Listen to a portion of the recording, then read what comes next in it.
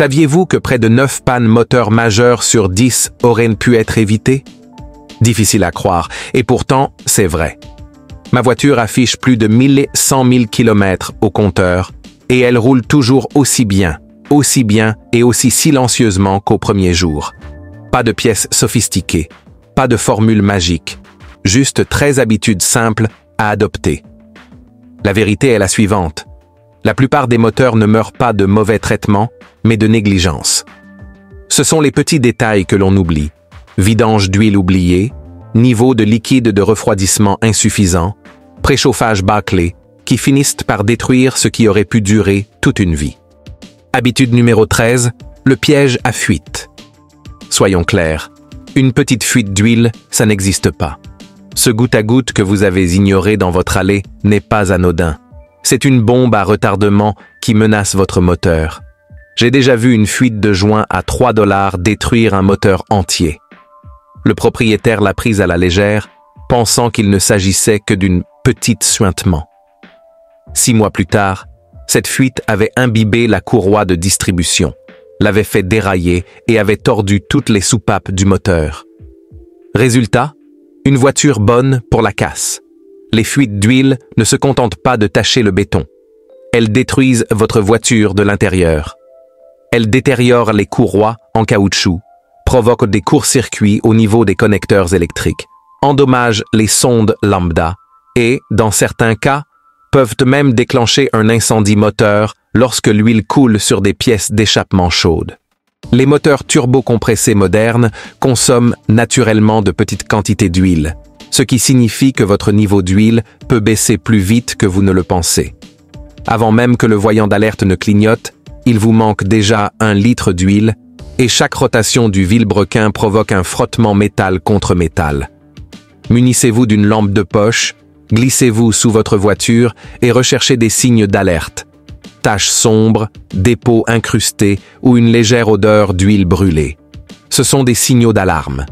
Réglez le problème tant qu'il est minime, car une fois que cette petite fuite se transforme en fuite importante, vous regretterez de ne pas avoir écouté plus tôt. Au final, quelques gouttes aujourd'hui peuvent vous coûter votre moteur demain. 12e habitude, la règle d'une seule huile. Changer l'huile moteur ne représente que la moitié du travail.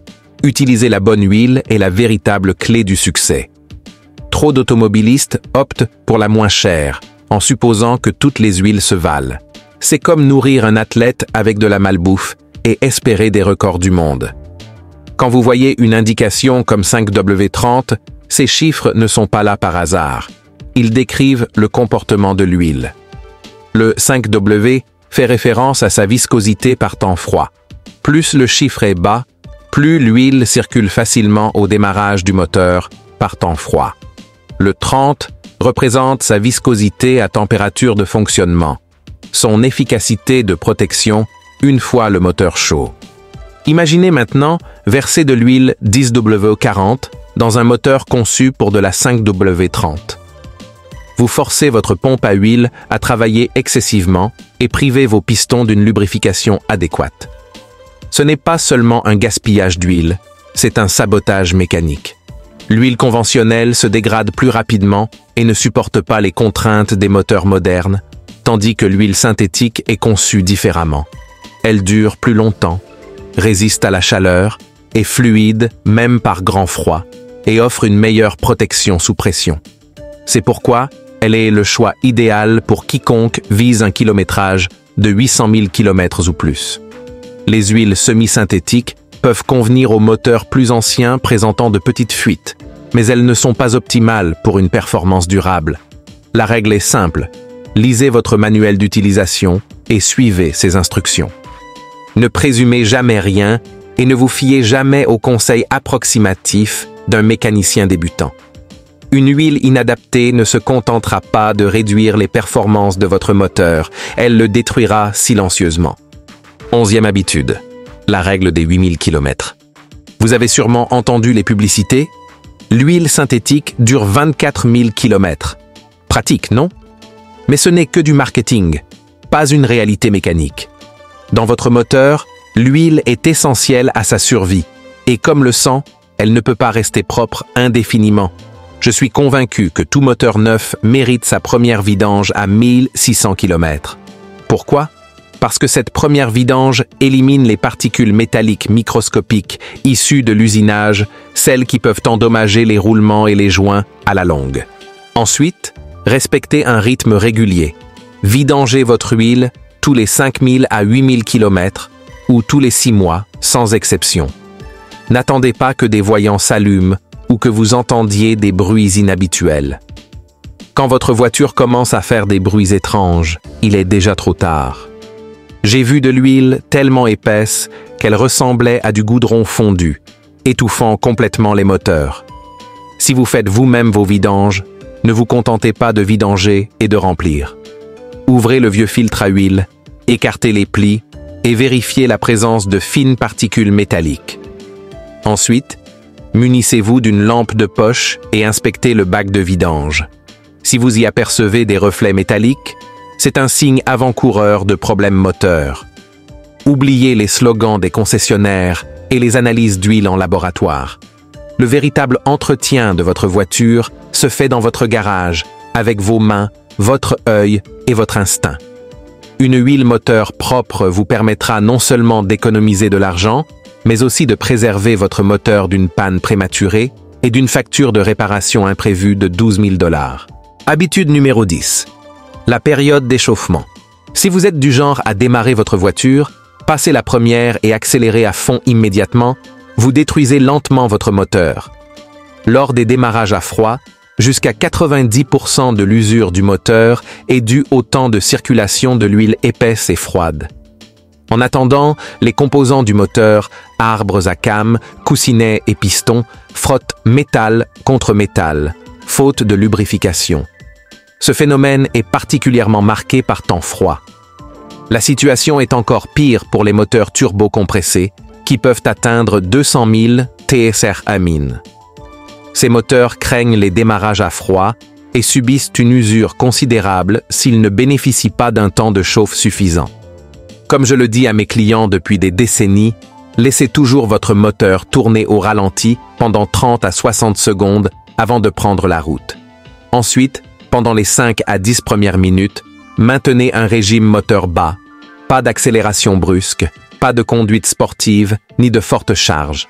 Laissez l'huile moteur, le liquide de refroidissement et l'huile de transmission atteindre leur température de fonctionnement normale avant de solliciter fortement votre véhicule. Faire chauffer votre moteur n'est pas du temps perdu. C'est l'une des meilleures habitudes à prendre si vous souhaitez qu'il dure 800 000 km, voire plus. 9e habitude, le mythe du ralenti. Ce n'est pas parce qu'il faut laisser chauffer son moteur qu'il faut le laisser tourner au ralenti pendant 10 minutes. Un ralenti excessif est tout aussi néfaste qu'un démarrage à froid. Lorsque le moteur tourne au ralenti trop longtemps, il n'atteint pas sa température optimale assez rapidement, ce qui entraîne une combustion incomplète du carburant et l'accumulation de carbone dans la chambre de combustion et sur les soupapes d'admission. Ce problème est particulièrement préoccupant pour les moteurs à injection directe, courants dans de nombreux véhicules Ford, Hyundai et Volkswagen modernes. Si cette accumulation de carbone n'est pas éliminée, elle peut obstruer les soupapes d'admission et le nettoyage peut coûter entre 500 et 1200 $.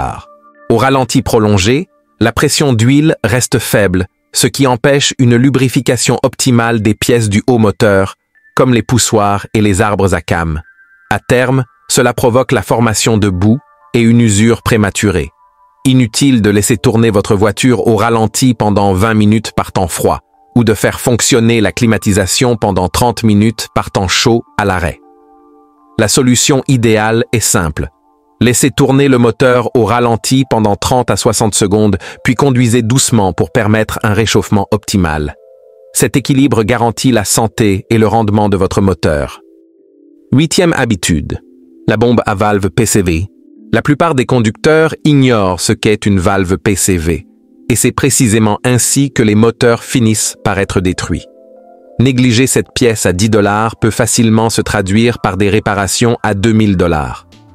La valve PCV, ou valve de ventilation positive du carter, est un petit composant essentiel qui canalise la pression et les gaz de combustion du carter, vers l'admission pour qu'ils soient m'embrûlés.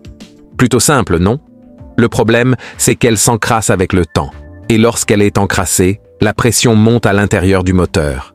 Cette pression force l'huile à contourner les joints, endommage les joints d'étanchéité, encrasse les bougies d'allumage et peut même fissurer les couvercles de soupape ou faire sauter les joints d'étanchéité du vilebrequin arrière. J'ai déjà vu des moteurs tellement encrassés qu'ils ressemblaient à du pudding au chocolat, à cause d'une valve PCV bloquée en position ouverte. Lorsqu'elle reste ouverte, elle peut provoquer des fuites d'air qui entraînent un manque d'huile et un fonctionnement irrégulier du moteur. La valve PCV doit être remplacée tous les 50 000 à 80 000 km, ou plutôt si vous constatez des fuites d'huile anormales ou si vous effectuez fréquemment des trajets courts. Son remplacement ne prend généralement que 5 à 15 minutes, ce qui en fait une précaution peu coûteuse pour la santé de votre moteur. Cependant, même avec une valve PCV remplacée, la consommation de carburant peut rester élevée, car une autre pièce, souvent négligée, peut être en cause. 7e habitude, le secret du capteur MAF.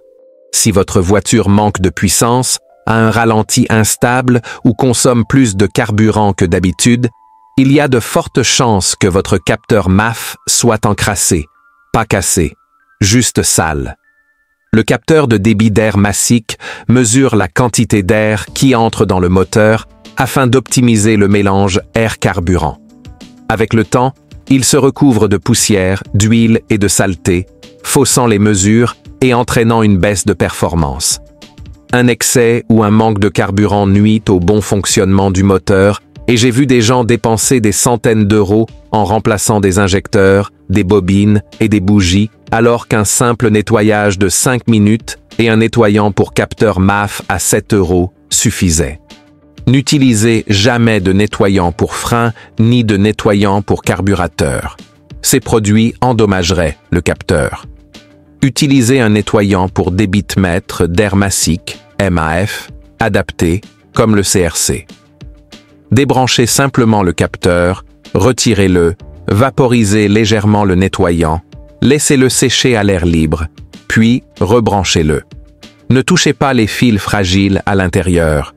Cette opération doit être effectuée tous les 12 mois ou 24 000 km, surtout si vous conduisez dans des régions poussiéreuses ou si vous utilisez des filtres à air huilé. Si vous avez des doutes quant à une éventuelle défaillance de votre capteur MAF, les symptômes incluent un ralenti instable, des hésitations, des calages et une consommation de carburant excessive. 6e habitude, l'arnaque des filtres à air. Votre moteur respire de l'air, tout comme vous.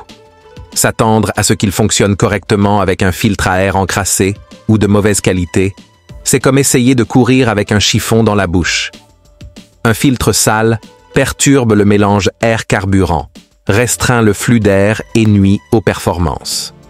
Il en résulte une consommation de carburant accrue, une réponse à l'accélérateur moins réactive et un encrassement de l'admission et des soupapes par des dépôts de carbone. J'ai déjà retiré des filtres de voiture qui ressemblaient à des nids de rats, de la mousse rongée, des graines et de l'isolant. J'y ai même trouvé une souris vivante une fois. Les filtres bon marché sans marque ne sont pas étanches et laissent passer la poussière et les impuretés, ce qui use prématurément les segments de piston et les parois des cylindres. Je recommande d'utiliser des filtres de qualité Bosch, Wix, Framultra ou KNN, à condition de les entretenir correctement. Dans les régions poussiéreuses, remplacez votre filtre à air tous les 25 000 à 50 000 km. Un test rapide. Placez-le devant une source de lumière. Si la lumière ne le traverse pas, il est temps de le changer. 5e habitude, le piège des bougies d'allumage. La puissance de votre moteur dépend de la qualité de l'étincelle qui l'allume, que vous conduisiez une Civic ou une Corvette.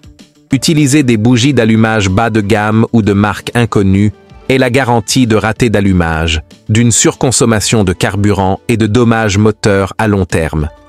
Les bougies d'allumage ne se contentent pas d'enflammer le carburant, elles contrôlent le calage de la combustion, l'efficacité de la combustion et même les émissions polluantes. Des bougies bon marché peuvent provoquer un ralenti instable, des ratés d'allumage en charge ou l'apparition de codes d'erreur tels que P0300 ou P0301. J'ai vu des clients arriver avec des moteurs qui cliquetaient pour finalement découvrir qu'ils avaient installé des bougies à 2 € achetées dans un magasin discount. Les remplacer par des bougies NGK, Denso ou d'origine constructeur a instantanément redonné vie au moteur. La plupart des moteurs modernes nécessitent des bougies à pointe de platine ou d'iridium qui brûlent plus proprement, durent plus longtemps et résistent à des températures plus élevées. Remplacez-les tous les 95 000 à 160 000 km selon votre véhicule. Vérifiez toujours l'écartement des électrodes, sauf si elles sont préréglées par le constructeur. Évitez les offres en ligne à bas prix ou les marques comme Autolite. Dépenser 20 € de plus maintenant peut vous éviter de dépenser 1 500 € plus tard en bobine d'allumage, en pot catalytique ou pire encore. Étape 4. Surveillez le voyant moteur. Ce petit voyant orange sur votre tableau de bord n'est pas une simple suggestion, c'est un avertissement. Votre voiture vous signale un problème et l'ignorer peut transformer un souci mineur en une réparation majeure. J'ai vu des gens rouler pendant des mois avec le voyant moteur allumé, pensant que tout allait bien, pour finalement se retrouver avec un catalyseur HS, des pistons endommagés ou une boîte de vitesse bloquée en mode dégradé. Les codes d'erreur courants peuvent fournir des indices précoces. Les codes P0171 et P0174 indiquent un mélange air-carburant trop pauvre. Le code P0300 signale des ratés d'allumage aléatoires, tandis que les codes P0301 à P0308 concernent des cylindres spécifiques. Le code P0420 indique un dysfonctionnement du catalyseur. Les codes P0440 ou P0455 signalent une fuite du système EVAP, souvent due à un bouchon de réservoir mal vissé ou à une vanne de purge défectueuse. Le code P0113 indique une température d'air d'admission élevée et le code P0128 indique un thermostat bloqué en position ouverte. Les codes P0133 ou P0153 indiquent une réponse lente de la sonde lambda, tandis que le code P0325 indique un dysfonctionnement du capteur de cliquetis. Négliger ces problèmes peut transformer une réparation à 50 $ en un désastre à 2000 $. Achetez un simple scanner OBD2 pour environ 25 $, branchez-le, lisez le code d'erreur et résolvez le problème, ou confiez votre véhicule à un mécanicien. De nombreux magasins de pièces automobiles, comme AutoZone, proposent ce service gratuitement. Vous trouverez ci-dessous une liste des outils et produits que j'utilise personnellement dans mon atelier. Troisième habitude, la bombe à courroie de distribution. La courroie de distribution ne prévient pas avant de casser, elle casse net. Une seconde, votre moteur ronronne paisiblement. La seconde d'après, c'est la destruction totale. En un instant, les soupapes et les pistons s'entrechoquent, et votre moteur, autrefois en pleine forme, n'est plus qu'un tas de ferraille. Je l'ai vu se produire bien trop souvent. Une courroie de distribution cassée peut vous coûter entre 2 500 et 5 000 $ de réparation. Soupapes tordues, pistons fissurés, arbres à cames cassés, la totale. Alors, ne prenez pas de risques. Selon votre véhicule, remplacez cette courroie tous les 95 000 à 160 000 km. Consultez votre manuel du propriétaire ou, mieux encore, adressez-vous à un mécanicien expérimenté. Parmi les voitures connues pour leur défaillance de courroie, on peut citer les Honda Accord et Civic des années 90 à 2000, les Toyota 4Runner et Tacoma V6, les Subaru Outback et Legacy 2.5L, les Mitsubishi Lancer et Galant, et les Chrysler ou Dodge 2.7L V6. Voici la règle d'or. Lorsque vous remplacez la courroie, remplacez également les galets tendeurs, le tendeur et la pompe à eau. Le moteur est déjà ouvert. Ne négligez pas cette étape, car si la courroie casse, le moteur s'arrêtera net, sans le moindre bruit. Remplacez-la maintenant, vous le regretterez plus tard. À vous de choisir. Deuxième habitude, le fléau des courts séjours. Ces courts trajets de 1,5 à 5 km pour emmener les enfants à l'école, faire les courses, les petits trajets domicile-travail, peuvent paraître anodins, mais ils sont de véritables fléaux pour le moteur. Si celui-ci n'atteint jamais sa température optimale, l'huile ne peut pas y parvenir. De ce fait, l'humidité, les vapeurs de carburant et les contaminants ne brûlent pas correctement. Avec le temps, il se forme une boue blanchâtre qui encrasse les poussoirs de soupape, corrode les pièces internes et détruit le système de ventilation du carter. J'ai déjà démonté un moteur Toyota qui n'avait que 130 000 km au compteur, mais il paraissait en avoir 500 000. L'intérieur était une véritable boue, plus d'huile, plus aucune lubrification.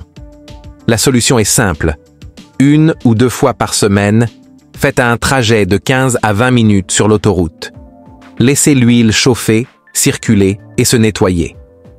N'oubliez pas que rouler moins ne signifie pas toujours moins d'usure. Un moteur qui ne chauffe jamais s'use plus vite. Habitude numéro 1. L'effet de surcharge. Soyons réalistes. Votre voiture n'est pas un camion-benne, alors ne la traitez pas comme telle. Briques, meubles, sacs de ciment, ces objets peuvent y rentrer, mais votre voiture n'a jamais été conçue pour les transporter.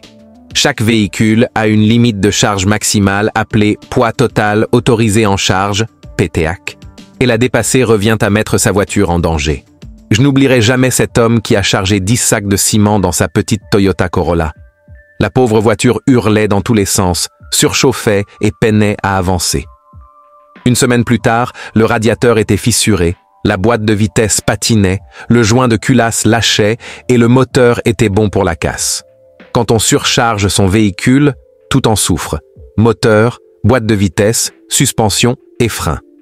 Le système de refroidissement ne suit pas, la boîte de vitesse surchauffe et la consommation d'essence explose.